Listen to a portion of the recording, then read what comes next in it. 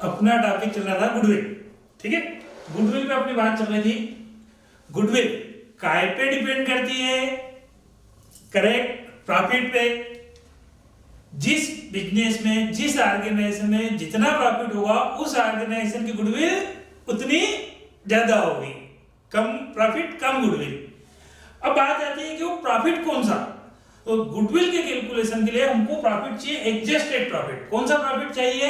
Adjusted profit. हम जिस भी ऑर्गेनाइजेशन की गुडविल कैलकुलेट करने जा रहे हैं, कुछ ईयर्स का, प्रीवियस ईयर्स का प्रॉफिट हमारे सामने होगा, वो करेक्ट प्रॉफिट है, उस पर हमें कोई ऑब्जेक्शन नहीं है। लेकिन गुडविल के कैलकुलेट के लिए हमें वो फिगर चाहिए प्रॉफिट का जो एडजस्टमेंट करने के बाद हो, एडजस्टेड प्रॉफिट। और एडजस्टेड प्रॉफिट का मतलब होता है इन चार वर्ड्स को कंसीडर करने के बाद जो फिगर आएगा वो एडजस्टेड प्रॉफिट होगा। गिवन प्रॉफिट प्रॉफिट है, करेक्ट है, नेट प्रॉफिट है, उसमें हमें कोई शिकायत नहीं है। लेकिन गुडविल के कैलकुलेट के लिए हमें चाहिएगा एडजस्टेड प्रॉफिट। इन चार वर्ड्स पे गौर करें, पास्ट, फ्यूचर, बिजनेस और नॉर्मल। हमें जो प्रॉफिट गिवन है वो है पास्ट का प्रॉफिट। आज हम किसी बिजनेस को टेक ओवर करते हैं तो हमारा भविष्य उसके साथ में जुड़ा हुआ है, तो हम फ्यूचर में कंसीडर करेंगे, फ्यूचर के पॉइंट को कंसीडर करेंगे, क्या इतना प्रॉफिट हमको मिल सकता है या नहीं। यदि इतना मिल सकता है, इससे ज्यादा मिल सकता है या इससे कम मिल सकता है, उस हिसाब से हम गुडविल का वैल्यूएशन करते हैं, अमाउंट डिसाइड करते हैं। ठीक है कि नहीं। और थर्ड वर्ड है बिजनेस। थर्ड वर्ड क्या है? बिजनेस। हमको जो प्रॉफिट चाहिए वो बिजनेस का चाहिए। नॉन बिजनेस एक्टिविटी से रिलेटेड कोई फिगर उसमें इन्वॉल्व है तो उसको हम कैंसिल कर देंगे। ठीक है। और हमको चाहिए बिजनेस का भी कौन सा profit? Normal profit. Normal profit मतलब नॉर्मल सिचुएशन में, सामान्य परिस्थितियों में जो बिजनेस से प्रॉफिट होता है वो प्रॉफिट चाहिए। तो पास्ट, फ्यूचर, बिजनेस और नॉर्मल, इन चारों वर्ड को अपन को डिटेल में समझते हैं। एडजस्टेड प्रॉफिट का मतलब है इन चारों वर्ड को यूज करते हुए जो फिगर आएगा वो कहलाएगा adjusted profit. Past, future, business, normal. एक बिजनेस ऑर्गेनाइजेशन के प्रीवियस 3 इयर्स के प्रॉफिट आपके सामने गिवन है। फर्स्ट ईयर का प्रॉफिट है 50,000, सेकंड ईयर का प्रॉफिट है 40,000, थर्ड ईयर का प्रॉफिट है 60,000। अब पहला वर्ड नॉर्मल। ये पास्ट तो समझ में आ गया कि प्रीवियस ईयर के प्रॉफिट है, मतलब ये पास्ट का प्रॉफिट है। अब नॉर्मल प्रॉफिट चाहिए।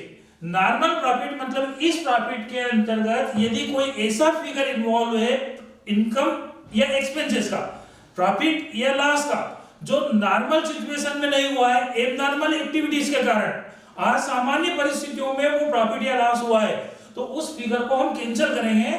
लॉस होगा तो उसको वापस ऐड कर देंगे कि भैया आप तो ये जो लॉस हुआ है ये एबनॉर्मल इवेंट के कारण हुआ है, आप इसको ऐड कर लो, आपका प्रॉफिट बढ़ा लो, ज्यादा गुडविल आएगी तो ज्यादा पे करेंगे, क्योंकि हमको नॉर्मल सिचुएशन में जो प्रॉफिट होता है वो प्रॉफिट चाहिए। तो एबनॉर्मल इवेंट के कारण यदि कुछ भी प्लस माइनस हुआ है तो उसके इफेक्ट को अपन कैंसिल करेंगे। जैसे फर्स्ट ईयर में एबनॉर्मल लॉस है 10,000, तो फर्स्ट ईयर का जो प्रॉफिट हुआ है उसके अंतर्गत कोई एबनॉर्मल लॉस हुआ है, loss by fire, loss by theft या कोई असामान्य परिस्थितियों में कोई लॉस हुआ है। लॉस हुआ है तो हमने प्रॉफिट कैलकुलेट करते समय फर्स्ट ईयर में उसको माइनस कर रखा है, तो हम उसको अगेन उसमें ऐड कर देंगे। बराबर। थर्ड ईयर के प्रॉफिट में एबनॉर्मल प्रॉफिट इंक्लूड है 6,000। कोई एबनॉर्मल एक्टिविटी से अचानक आसमानी सुल्तानी स्थिति में हमको 6,000 का एक्स्ट्रा प्रॉफिट हो गया था, तो वो एक्स्ट्रा प्रॉफिट हो गया था तो भैया वो एक एबनॉर्मल इवेंट के कारण हुआ है, तो आप इस फिगर में से थर्ड ईयर के प्रॉफिट में से वो 6,000 माइनस कर दो। बराबर है। तो कोई भी एबनॉर्मल इवेंट के कारण कोई एक्सपेंसेस, लॉस, प्रॉफिट, इनकम है तो उसके इफेक्ट को हम कैंसिल करेंगे, एक्सपेंसेस और लॉस को ऐड कर देंगे और प्रॉफिट, इनकम, गेन को माइनस कर देंगे। तो फर्स्ट ईयर में एबनॉर्मल लॉस है 10,000, तो फर्स्ट ईयर में 10,000 ऐड कर दो। थर्ड ईयर के प्रॉफिट में एबनॉर्मल इनकम है, एबनॉर्मल प्रॉफिट है, एबनॉर्मल गेन है 6,000, तो 6,000 माइनस कर दो थर्ड ईयर में से। तो जिस अकाउंटिंग ईयर में कोई एबनॉर्मल प्रॉफिट या लॉस इंक्लूड है तो वो कैंसिल करेंगे, एक्सपेंसेस और लॉस को ऐड, प्रॉफिट और इनकम को माइनस। बराबर है। एक एग्जांपल देता हूं मैं। मान लो कोई अच्छा सा मंदिर है, महाकाल लोक, उज्जैन की बात करते हैं। महाकाल लोक के बाहर मेरी एक छोटी सी दुकान है, छोटे छोटे आइटम मैं वहां सेल करता हूँ 5 रुपए 10 रुपए। तो एक छोटा सा कोई आइटम था, कोई मूर्ति थी, एक फॉरेनर मेरी दुकान पे, wow what a antique piece, तो उसको वो एंटीक पीस लगा, मेरे को वो एंटीक नजर आ रही थी, ठीक है ना। तो वो मेरे से बोलती हाउ मच, तो वो 10 रुपीज का आइटम था। मैंने उस फॉरेनर को उस एंटीक आइटम को देखते हुए मैंने बोला कि ओनली 10,000, नो मच मच। तो मैंने 10 रुपीज की कमोडिटी की प्राइस सामने वालों को कितनी बता दी, 10,000, और उसने वो ले ली, सेल कर दी। तो वो जो प्रॉफिट हुआ वो एक नॉर्मल इवेंट के कारण हुआ। ऐसे कस्टमर मेरे पास बार बार नहीं आएंगे कि 10 रुपए के आइटम को 10 रुपीज के आइटम को 10,000 में परचेज करके ले जाएंगे। तो यदि ऐसा कुछ किसी अकाउंटिंग ईयर के प्रॉफिट में ऐसा कोई एक नॉर्मल प्रॉफिट इंक्लूड है तो उसको अपन कैंसिल कर देंगे, माइनस कर देंगे, और लॉस होगा तो ऐड कर देंगे, बराबर। चलो, तो नॉर्मल वर्ड का मतलब समझ में आ गया। अब तीसरे वर्ड पे आते हैं बिजनेस। तो हमको जो प्रॉफिट चाहिए वो बिजनेस का प्रॉफिट चाहिए। बिजनेस ऑपरेशन से जो प्रॉफिट हुआ वो फिगर हमको चाहिए। यदि इन प्रॉफिट्स के अंतर्गत कोई ऐसा प्रॉफिट, ऐसा लॉस, ऐसा एक्सपेंसेस इंक्लूड है जो नॉन बिजनेस एक्टिविटीज से रिलेटेड है, जो बिजनेस की रूटीन ऑपरेटिंग एक्टिविटीज से रिलेटेड नहीं है, तो उसको भी हम कैंसिल करेंगे, क्योंकि वो प्रॉफिट हुआ है, आपने प्रॉफिट में ऐड कर रखा है, गलत नहीं करा है। लॉस हुआ है तो आपने माइनस कर रखा है, गलत नहीं करा है। लेकिन आपका प्रॉफिट सही है, लेकिन हमको प्रॉफिट आपका वाला नहीं चाहिए, हमको चाहिए एडजस्टेड प्रॉफिट जो सामान्य स्थिति में बिजनेस से हुआ हो, नॉर्मल सिचुएशन में बिजनेस से, बराबर। Second year interest from investment 4,000। तो सेकंड ईयर की इनकम में एक इनकम हुई है, हमने कोई फंड कहीं इन्वेस्ट कर रखा था, वहां से हमको इंटरेस्ट रिसीव हुआ, बिल्कुल हुआ, इनकम है। लेकिन वो इनकम बिजनेस के ऑपरेशन से रिलेटेड नहीं है, तो हम उसको माइनस कर देंगे। तो सेकंड ईयर के प्रॉफिट में से 4,000 माइनस कर देंगे। बात समझ में आ गई। तो पास्ट का प्रॉफिट नॉर्मल सिचुएशन में एक नॉर्मल इवेंट के कारण कोई प्रॉफिट लॉस इनकम एक्सपेंसेस है तो वो कैंसिल होंगे। बिजनेस का प्रॉफिट चाहिए तो नॉन बिजनेस एक्टिविटीज से रिलेटेड कोई प्रॉफिट लॉस इनकम एक्सपेंसेस है तो उसको भी कैंसिल करेंगे, एक्सपेंसेस और लॉस को ऐड करेंगे, प्रॉफिट और गेन को माइनस करेंगे। फोर्थ पॉइंट, फ्यूचर को कंसीडर भी करना है। तो क्या यदि मैं इस भाई का बिजनेस परचेस करूं, उस बेसिस पे जो गुडविल में कैलकुलेट करने जा रहा हूं, तो क्या मेरे को फ्यूचर में इतना अर्निंग होगी, इतना प्रॉफिट होगा? यदि होगा तो मेरे को इतनी गुडविल पे करना चाहिए, और नहीं होगा तो मेरे को उस चीज को भी कंसीडर करना चाहिए। उसके बाद में जो गुडविल का अमाउंट सेट होगा वो करेक्ट मानेंगे अपन, ठीक है ना।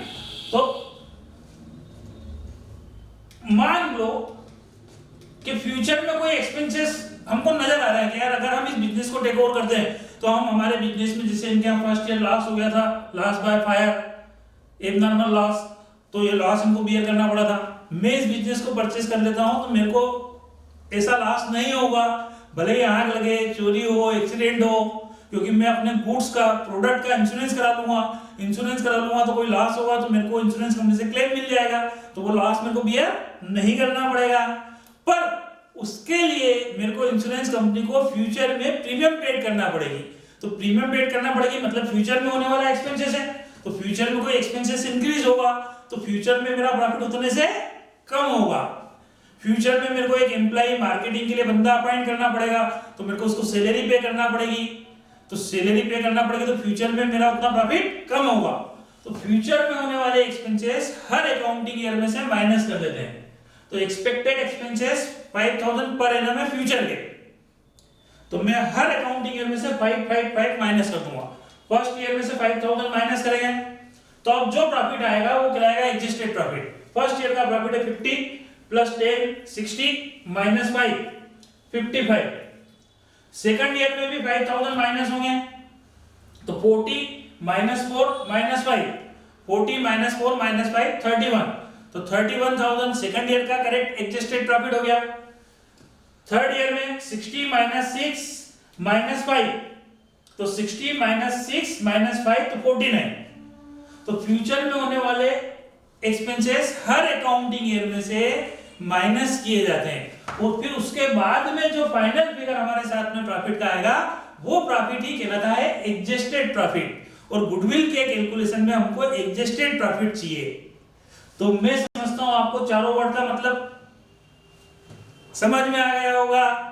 तो इन तीनों ईयर के एडजस्टेड प्रॉफिट है 55, 31, 49, टोटल लगाएंगे तो 1,35,000। तो अब गुडविल के कैलकुलेशन के लिए ये प्रॉफिट जिसको हम बोलते हैं एडजस्टेड प्रॉफिट, 3 साल का टोटल एडजस्टेड प्रॉफिट। अब टोटल एडजस्टेड प्रॉफिट से अपन एवरेज प्रॉफिट निकाल लेंगे, 1,35,000 एवरेज प्रॉफिट निकालते हैं अपन, तो 135 प्रॉफिट है 3 इयर्स का, तो डिवाइडेड बाय 3, तो एवरेज प्रॉफिट आ गया 45,000। अब ये एवरेज प्रॉफिट के बेसिस पे हम गुडविल डिसाइड कर लेते हैं। तो जो भी एवरेज प्रॉफिट आया है उस एवरेज प्रॉफिट में number of years, year of purchase, कि कितने ईयर्स के प्रॉफिट के इक्विवेलेंट आप गुडविल पे कर सकते हो, 2, 3, 4। तो जो क्वेश्चन में गिवन होगा number of year, year of purchase से अपन एवरेज प्रॉफिट में मल्टीप्लाई कर देंगे, तो ये जो अमाउंट आएगा वो गुडविल होगी। बात सबको अच्छी तरह से क्लियर हो गई होगी। तो 45,000 year of purchase upon assume कर लें 4 है, तो 45,000 इंटू 4, 1,80,000। क्लियर। तो गुडविल के लिए हमेशा प्रॉफिट चाहिए, और प्रॉफिट कौन सा, adjusted. Clear. Methods for the valuation of goodwill. अब अपन जब गुडविल का वैल्यूएशन करेंगे तो गुडविल प्रॉफिट पे डिपेंड करती है, इसमें कोई दो राय नहीं है ना। अब किस मेथड से गुडविल का वैल्यूएशन किया जा सकता है, तो गुडविल के वैल्यूएशन के लिए हमारे पास 5 मेथड्स है। Number 1 average profit method. कौन सी मेथड, एवरेज प्रॉफिट मेथड। जैसे अभी अपन ने कैलकुलेट करा था, एवरेज प्रॉफिट निकाल लिया, average profit into year of purchase करेंगे तो गुडविल आ जाएगी। Number 2 weighted average profit method. Weighted average profit method से भी गुडविल निकाली जा सकती है। Number 3 super profit method. Super profit method से भी गुडविल निकाली जा सकती है, super profit method. Number 4 capitalisation method, कि हमारा जो प्रॉफिट है हम उसको कैपिटलाइज कर देते हैं और वो जो गुडविल आएगी वो कहलाएगी गुडविल बाय कैपिटलाइजेशन मेथड। तो अब कैपिटलाइजेशन दो प्रकार से हो सकता है, एवरेज प्रॉफिट को कैपिटलाइज करते हुए भी गुडविल कैलकुलेट कर सकते हैं, और सुपर प्रॉफिट को कैपिटलाइज करते हुए भी गुडविल कैलकुलेट कर सकते हैं। तो कैपिटलाइजेशन मेथड को हम दो पार्ट में क्लासिफाई कर सकते हैं, एवरेज प्रॉफिट को कैपिटलाइज करके गुडविल कैलकुलेट कर सकते हैं, और सुपर प्रॉफिट को कैपिटलाइज करके भी गुडविल कैलकुलेट कर सकते हैं। ठीक है। और नंबर 5 एन्युटी मेथड। तो गुडविल कैलकुलेट करने के लिए हमारे पास 5 मेथड्स है, 5 मेथड्स है। Average profit method, weighted average profit method, super profit method, capitalisation method and annuity method. Clear. तो आज का लेक्चर अपन यहीं कंप्लीट करते हैं, इसको नेक्स्ट वीडियो में अपन कंटिन्यू करेंगे। जब तक के लिए अलविदा।